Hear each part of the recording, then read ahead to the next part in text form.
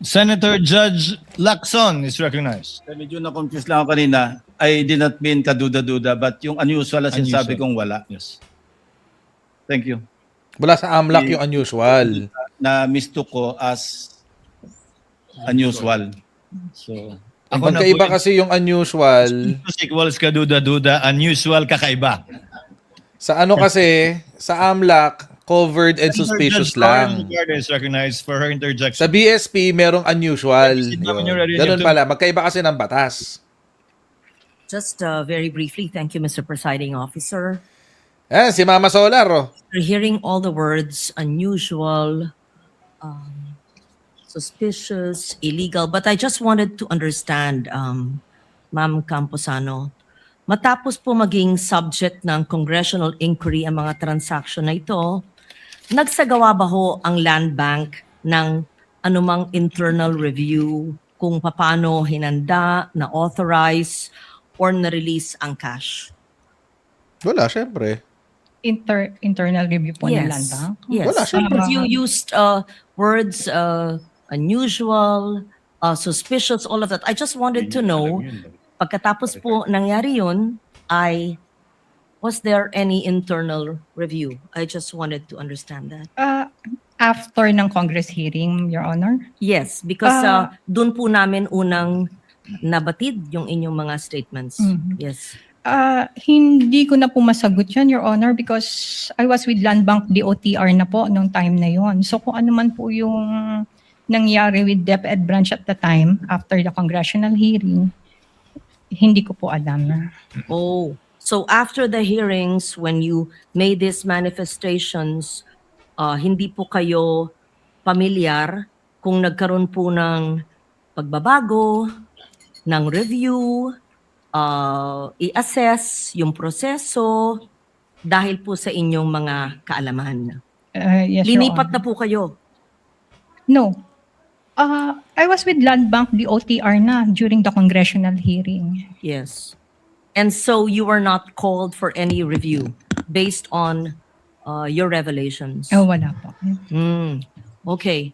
So, I had many questions. I was supposed to ask you, anong saklaw ng review, ano ang security arrangements, documentation, reporting requirements. But if you're not familiar with the review, so you will not be able to answer. So, do we assume then that the process is still the same? Kung walang binago po, ibig po bang sabihin na Land Bank considered the existing process sufficient and that the same transaction could still be handled in substantially the same manner today? Gusto ko po lang maintindihan kung unusual, usually kakausapin dapat yan o a-assess ang proseso. But if it was not, how is the process today? Paano po nagbago kung meron man? Kung sa ngayon po, ang nagbago po ang proseso niyan dahil meron na pong tayong BSP guidelines na ang amount lang po ng cash na mailalabas is up to 1 million. Then, pagka more than 1 million, ay kailangan na po ng necessary approvals. Yes, I'm talking about the changes, evaluation, assessment after the Congress. Bell. Are you referring to Bell. guideline that was given after Ding, ding, ding, ding, ding, ding, ding, ding, ding, ding, ding. referring to? From the time, ma'am, that you gave those statements, Bell. found it unusual, and up to now, I wanted to know whether Bell. internal, Bell ulit, Bell. take note of that, internal assessments to review so that there could be changes for security. Hindi naman to Senate hearing eh. And if not familiar with you, I leave it at that. Except that normally in life, when something is unusual, Normally in life pa naman. it's not necessarily suspicious, which is not necessarily illegal, but you assess and you make changes to Pero improve. life yan, te. But you're Hindi saying bangko. not familiar with any such investigation. Iba naman ang bangko sa life, te. Or Bell review. na. Ding, ding, ding, ding, ding, ding. Thank you. Thank you, ma'am. Senator Judge Padilla first. Yan na. Senator Alan. Wait. Mamaya na ako magsusulat. Interjections. Senator Yan na, yan na. Yan na. You may Ay, proceed. ako pa hinihintay ito eh. Salamat po. Isang mabilis lang po ito. Pagka sinabi pong unusual, hindi pangkaraniwan. Hindi po ba? Yes, sir. Kapag sinabing suspicious, ibig sabihin kahinahinala. Apa, sir. Wala po kayong nakitang kahinahinala. Hindi po ba? Wala naman po. Opo, ibig sabihin hindi po illegal. Hindi, not necessarily. Ang ano lang po kasi namin is yun sa check and cashment. Opo, ibig sabihin wala pong illegal. Wala po. Kaya nakita. Okay, maraming salamat Sa po. encashment. Gusto naman po ako. Sa encashment, wala illegal. Or, pangkaraniwan po ba ang confidential fund? Your Honor, yung confidential fund po, sa akin pong pagkakaalam, ito po'y binibigay sa Pangkaraniwan po ba siya na ibinibigay? Depende po sa mga government agency at saka So head hindi ng po siya agency. pangkaraniwan kasi depende. Tama po. Salamat po. Thank you, Senator Judge Padilla. Senator Judge Alan Cayetano is recognized for his Bobo pa rin kahit sa simpleng tanong niya. Sir, you may proceed when you're ready. Most senators already, Pero sige, maikli. but just a little bit more. Magandang hapon. Ito, walang kwenta na to. So, Hindi mo na ako maikinig dyan. confidential or intelligence or discretionary funds? No, sir. Yeah. So, yung usual or unusual, depende kung saan ka naka-assign. Kasi for example, kung sa Malacanang ka naka-assign and parating may intelligence funds ang Malacanang and whether, I don't know how much they usually withdraw, whether it's 25, 50, 100. So if they always do it, then it's usual, right? Yes, sir. If they don't, if it's just a one time that year, oh, unusual, bakit suddenly, right? So whether it's you or the previous witness, ang tinatanong lang namin kung usual sa branch niyo. Di ba yung in your case kasi you've been Hindi nga daw, di ba? different Sa branches DepEd. and in different Hindi nga agencies. daw usual sa DepEd. Paulit-ulit. Kanina pa sinasabi. So yung pag tinanong sa'yo usual, you're just being honest kung again, kung if it's usual or not usual or unusual, right? Yes, Or sir. put it another way, di ba? If you're a kind of person that you love Magtatanong ka ba, Alan Peter? O nagsisermon ka? and then I'm first time ko pumunta sa branch mo, I love Alan, then it's usual. Di ba? Sabi nga ni Tom Jones it's not unusual to be loved by you. Di ba? Kung yun yung usual. If you're the type of person naman that you don't Tapos? like anyone, then suddenly I go to your branch, sasabihin naman ng mga tao doon, ma'am, medyo unusual, ba't mo nagustuhan siya? Di ba? So I think yun din yung isang clarify ni Senator Tulfo, ni Senator Lacson, etc. Na iba yung suspicious and covered kasi may legal implications yon. Yung usual, unusual, we're just trying to get to the truth of what's happening here. So the other point what I want to make is that siguro sa prosecution ko na May to, legal implication din naman yung unusual. May Honorable, BSP memorandum, di ba? usual for DepEd to have confidential funds. Your Honor, I believe that this is the first time that Yes. DepEd received confidential Yes, funds, Your in fact, here in the Senate, in caucus, ako lang halos ang nag-object. Bell! Walang kami. Bell! Ang sinabi Ding, ding, ding, ding, ding, ding, ding! Bell! sa Vice President, Bell na, Alan Peter, manahimik ka na. Bell! all in OVP, Bell! nire-request niya. Kasi Bell! at least, dun usually, Bell! Alan Peter! Pwede. Next time, kailangan yata dito yung pambarko eh. Businang barko yata kailangan dito kay Alan Peter eh. security council, Bell! kung siya ay nasa Bell! any law enforcement. Ang Kailangan argument, dito yata yung bell ng paano ng simbahan. paano napalitan yung secretary. Ganun niya, parang dinig na dinig niya. So anyway, I Doon siya sa loob. Senator clear that. Di ba? As Doon siya sa loob ng bell ng simbahan para ano, pasok na pasok sa tenga talaga niya yung tunog ng bell. Di pa tumitigil, oh.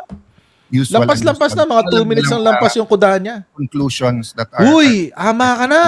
either the prosecution Mupo ka or na, boy. defense. Thank you. Upo na, boy. Senator Judge Tama Cayetano. na. There being no other senator judges who wish to make interjections, Miss Camposano, you are excused, ma'am. Thank Uy, you very tapos na much agad. for your Ang time bilis. and your cooperation. Salamat po sa inyong pakikilahok sa pagdinig na ito ng impeachment court. You are excused, ma'am. Bilis ah. On the part of the prosecution, may I know who are your witnesses for next week's trial? Your The Honor, lead prosecutor is recognized. Your Honor, and in response to your question, we are requesting for the issuance of subpoena duces tecum and subpoena ad testificandum for the following witnesses. 1. Roderick C. Wamil, former Wamil. State Auditor of COA ICFAO. Address is Commission on Audit, Central Office Compound, Commonwealth Avenue, Quezon City. 2. Miss Silene May L. Del Campo, present State Auditor of COA ICFAO. with Kowa na same- ulit, guys. 3. Miss Marivic Pareja, Nako, dito na tayo magbabanggaan sa COA. Representative, Legislative Information Resources Management Department, Batasang Pambansa Complex, Batasan Hills, Quezon City. Your Honor, these 3 witnesses are intended to be presented on August 3, August 4, and August 5. Nako, eto trial na. schedules. In that order. Eto Yes, na. Honorable Luistro.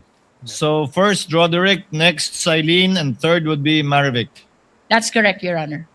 The clerk of court is directed to issue the corresponding subpoena ad testificandum, subpoena ducis tecum to the aforementioned witnesses at the aforestated addresses of the witnesses mentioned by the lead prosecutor. So ordered. Chair would like to dispose of one other administrative matter. Last July 15, the Honorable Aquino asked a question before this court regarding the procedure. If after each article we will hear both the prosecution and the defense, and the presiding officer responded in the negative, citing as basis the precedent in the Corona impeachment trial, the only trial that actually went through the whole course, wherein the prosecution finished presentation of their evidence with respect to all of the articles of impeachment that they did not withdraw. Thereafter, the defense presented their evidence with respect to the articles of impeachment that were not withdrawn by the prosecution. Sometime last week, the presiding officer, based on some of the suggestions by some of the senator judges, called for a sidebar with the lead prosecutor and the lead counsel for respondent to throw a question at them if they're open to changing the procedure to the one suggested in open court by Senator Bam Aquino.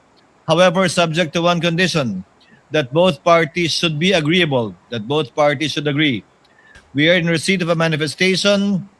Actually, just a reminder to the council, to the panel for prosecutors, you filed a manifestation, not a manifestation. Anong spelling?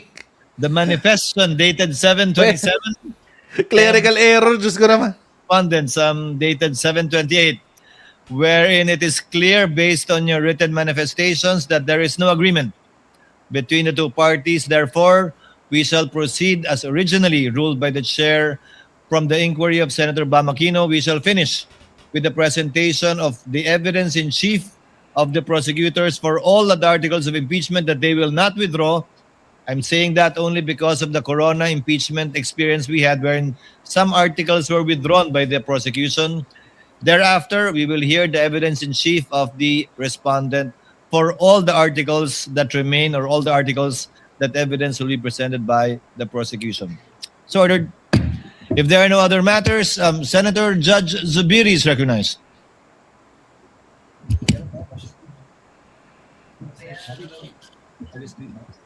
Mr. President, Mr. Presiding Officer, there is just a request from most of our colleagues here that if we can adjust our schedule in the mornings to 10:30 in the morning till 3:30 in the afternoon.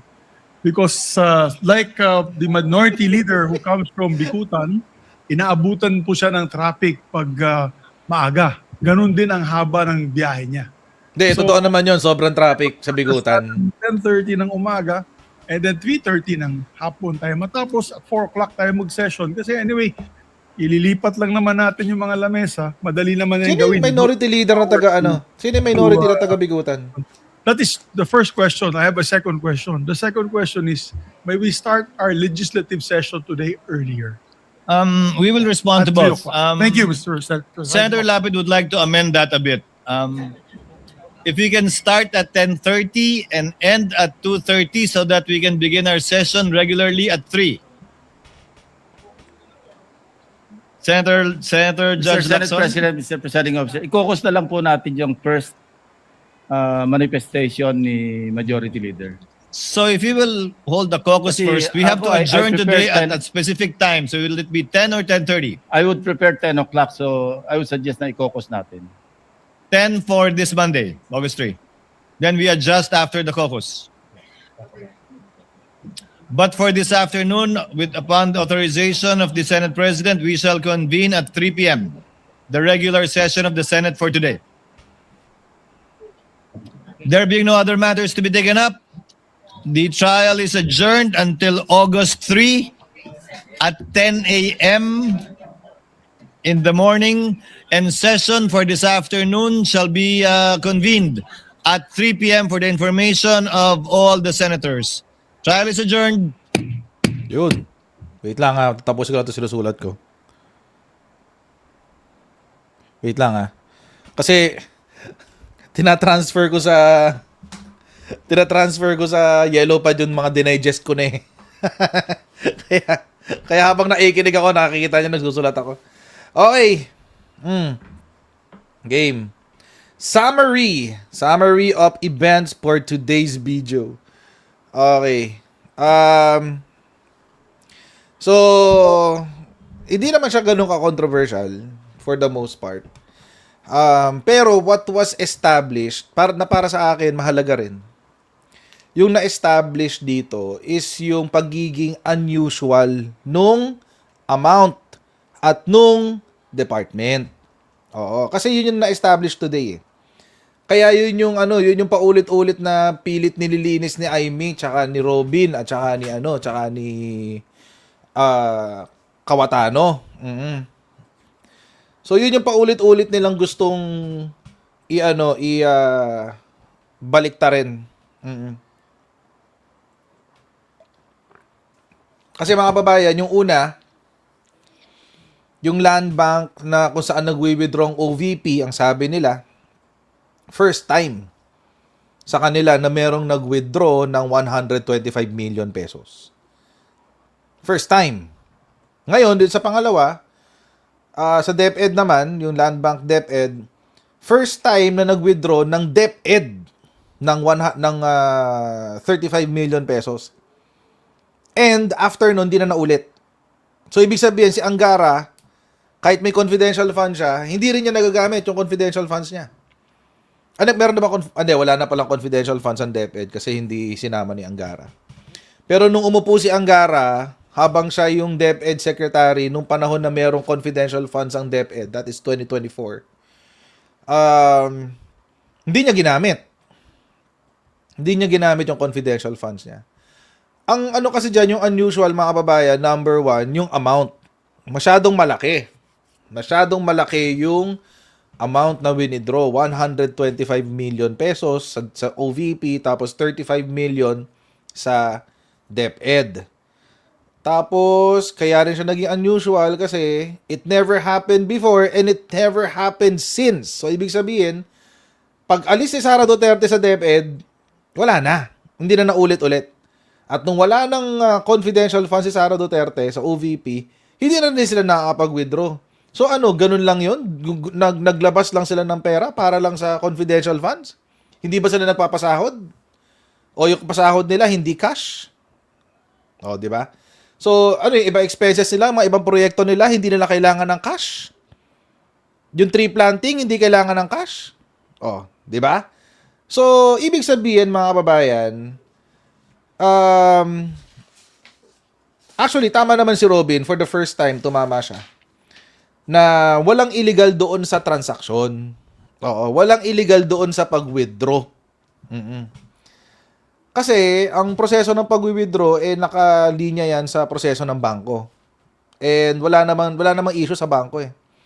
Ang issue kasi dito is yung paggamit. Kaya nga, di ba, paulit-ulit din in-emphasize kanina, pag nabigay na po namin yung cash, wala na po kaming pakialam. Bahala na po si depositor dyan. O bahala na po si payee doon sa pera niya. Kaya hindi rin ho namin hinahatid sa pintuan.